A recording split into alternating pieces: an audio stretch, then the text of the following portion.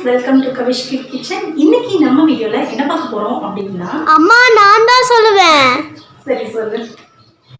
பிரெட்டும் பட்டாணியும் வச்சு ஒரு சமோசா செய்யறது தான். இது பார்த்தீங்கன்னா மோட்டு பட்லுக்கு ரொம்ப ரொம்ப பிடிக்கும், எனக்கும் ரொம்ப பிடிக்கும். ஓகே, சிவானி சொல்லிட்டா.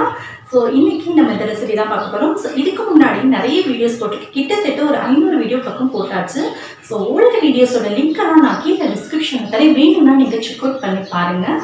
ஓகே, இது வரைக்கும் நம்ம சேனல் கவிஷ் கிச்சனை நீங்கள் சப்ஸ்கிரைப் பண்ணலை அப்படின்னா கீழே தெரியுற ரெட் கலர் பட்டன் வந்து சப்ஸ்கிரைப் பண்ணிக்கோங்க. கூடவே வேறு பெல் பட்டனையும் ப்ரெஸ் பண்ணிக்கிட்டிங்கன்னா நான் எப்போலாம் வீடியோஸ் போடணும் அப்போலாம் உங்களுக்கு உடனே வந்து செய்யும். சப்ஸ்கிரைப் மட்டுமே இலவசம், நீங்களும் மிஸ் பண்ணாமல் பார்க்கலாம். வாங்க வீடியோக்குள்ளே போகலாம். ஹலோ ஃப்ரெண்ட்ஸ், இப்போ ஒரு கடாயை வச்சுக்கலாம். ஹீட் ஆனதுக்கப்புறம் எண்ணெய் சேர்த்துக்கலாம். கூடவே ஒரு பெரிய பல்லாரி வெங்காயத்தை பொடியாக நறுக்கி வச்சுருக்கோம், அதில் இது கூட சேர்த்துக்கலாம். அது வதங்கிறதுக்கான உப்பையும் சேர்த்துக்கலாம். கூடவே ஒரு 2 ஸ்பூன் அளவுக்கு கரம் மசாலா சேர்த்துக்கலாம். உங்களுக்கு காரத்துக்கு வேணும்னா நீங்கள் மிளகாய் தூள் சேர்த்துக்கலாம், எங்களுக்கு இந்த காரமே போதுமானது. கூடவே ரெண்டு உருளைக்கிழங்கு வேக வச்ச இதை மசிச்சு இது கூட சேர்த்துக்கிறேன்.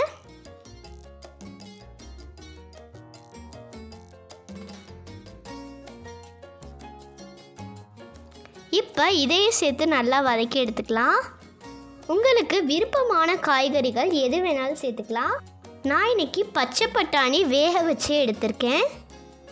முதல் நாள் நைட்டே ஊற வச்ச பட்டாணியை இப்போ வேக வச்சு சேர்த்துக்கிறேன்.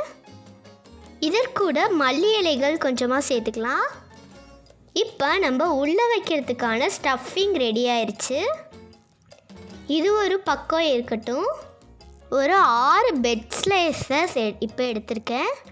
அதை இந்த மாதிரி இப்போ பிச்சு போட்டுக்கலாம். வேணும்னா நீங்கள் மிக்சியில் கூட கிரைண்ட் பண்ணிக்கலாம். இது கூட சுமார் 1 கப் அளவுக்கு கோதுமை மாவு சேர்த்துக்கலாம். தேவையான அளவு உப்பு சேர்த்துக்கலாம். ஆல்ரெடி நம்மளோட ஸ்டஃபிங்கில் உப்பு இருக்கனால கொஞ்சம் பார்த்து சேர்த்துக்கோங்க. இப்போ இதை ஒரு சப்பாத்தி மாவு அளவுக்கு ஒரு பிசைஞ்சு எடுத்து வச்சுக்கலாம். தேவைக்கேற்ப தண்ணி சேர்த்துக்கோங்க.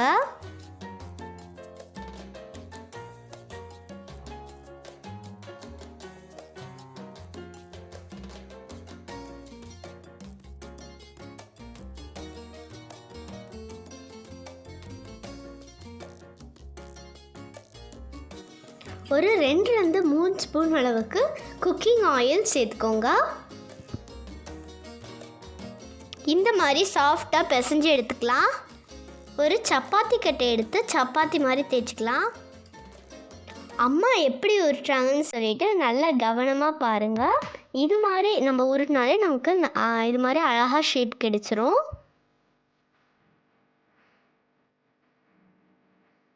நம்ம ஏற்கனவே செஞ்சு வச்சுருந்தோம்னா ஸ்டஃபிங், அது ரசம் சாதம், தயிர் சாதம், சாம்பார் சாதம், இது எல்லாத்துக்குமே அட்டகாசமான சைடிஷ்ஷாக இருக்கும். இப்போ ஒரு கத்தி வச்சு அழகாக ட்ரையாங்கிள் ஷேப் கொண்டு வந்துடலாம். இது மாதிரி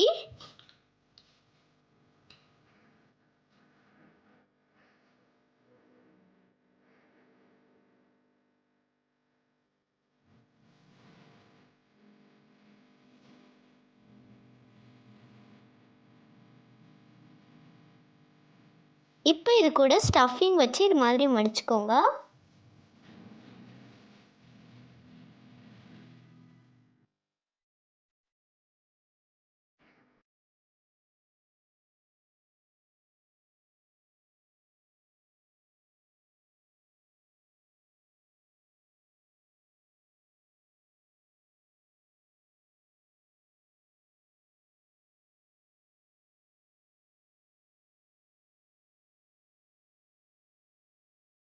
இதே மாதிரி எல்லாத்தையும் வழித்து எடுத்துக்கிட்டா இப்போ எல்லாத்தையும் எண்ணெயில் போட்டு பொரிச்சு எடுத்துட வேண்டியதா.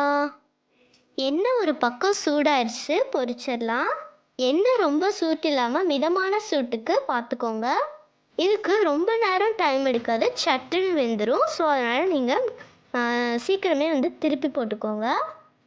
அவ்வளோதான், நம்மளோட சூப்பரான சமோசா, மோட்டு பட்லுக்கு பிடிச்ச சமோசா சூப்பராக ரெடி ஆயிடுச்சு.